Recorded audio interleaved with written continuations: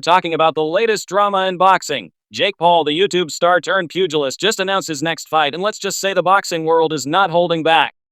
Buckle up, because we're breaking it down, and I've got some thoughts of my own to throw into the mix. Alright, here's the deal. On April 17, 2025, Jake Paul confirmed he's stepping into the ring with former WBC middleweight champion Julio Cesar Chavez Jr. on June 28 at the Honda Center in Anaheim, California. This cruiserweight bout is set for 10 rounds, airing on DAZN pay-per-view.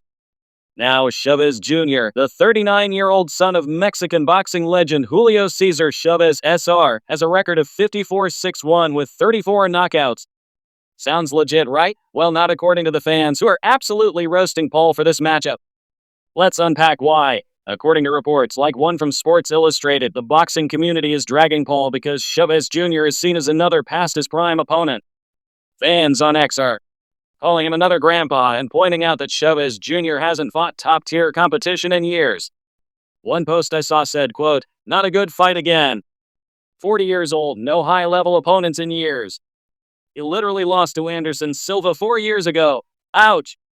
And they're not wrong. Chavez Jr., his last big moment was arguably his 2017 loss to Canelo Alvarez, and his recent wins have been against lesser-known names like Uriah Hall in 2024. Now let's talk about why this fight is getting so much heat. Jake Paul's career, 11-1 with 7 costs, has been built on fighting guys like retired MMA stars, YouTubers, and of course, a 58-year-old Mike Tyson last November, which was a disaster. That Tyson fight was the most streamed sporting event ever with 108 million viewers, so Paul knows how to draw a crowd. But the criticism is that he's cherry-picking opponents who are either too old or not in their prime to pad his record. Chavez Jr. at 39 fits that mold. He's a former champ, sure, but his career's been rocky. Weight issues, lackluster performances, and a loss to Anderson Silva in 2021 don't exactly scream elite threat. Here's where I chime in. I get why fans are mad. Boxing purists want to see Paul test himself against a young, hungry fighter in their prime, someone like a top 10 cruiserweight or even a guy like Tommy Fury who beat him in 2023. But let's be real, Paul's a businessman. He's not here to be the next Floyd Mayweather. He's building a brand. Fighting a name like Chavez Jr., whose dad is a Mexican boxing icon, is a smart move to tap into the Latino fan base. It's low risk, high reward. Chavez Jr. hasn't looked sharp in years, and Paul's already talking a big game, saying he'll knock him out and make Chavez Sr. proud in ways Jr. never has. Bold words, but here's the flip side, Avengers. Is this fight that bad? Chavez Jr. is still younger than Mike Tyson was, and he's got more boxing experience than anyone Paul's faced. If Paul knocks him out, it's another feather in his cap, a former world champ on his resume.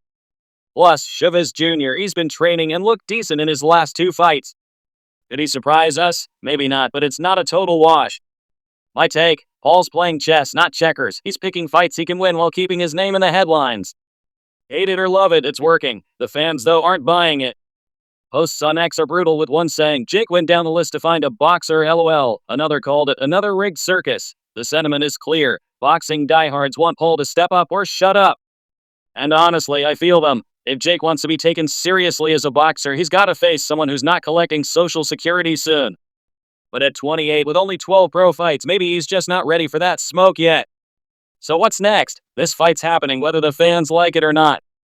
June 28th, mark your calendars. Will Paul keep his knockout streak alive, or can Chavez Jr. channel his dad's legacy and pull off the upset? I'm leaning toward Paul winning by decision. Chavez Jr. He's durable, but I don't see him outworking Jake's energy. Either way, the real winner is Paul's bank account, and the real loser might be boxing's credibility. What do you think, Avengers? Is Jake Paul ducking real challenges, or is he just playing the game smarter than we give him credit for? Drop your thoughts in the comments, smash that like button, and subscribe for more hot takes on Athletic Avengers. Until next time, keep swinging!